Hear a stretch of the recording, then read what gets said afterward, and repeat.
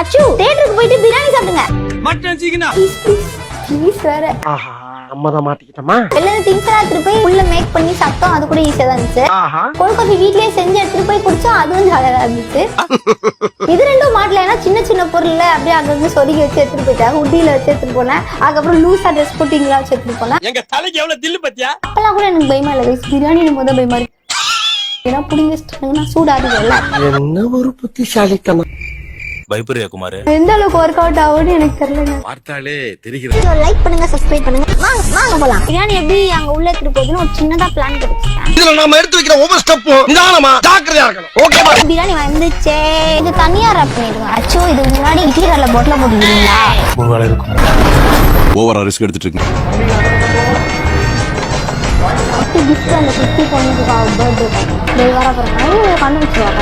கொஞ்சம் வச்சுருக்கா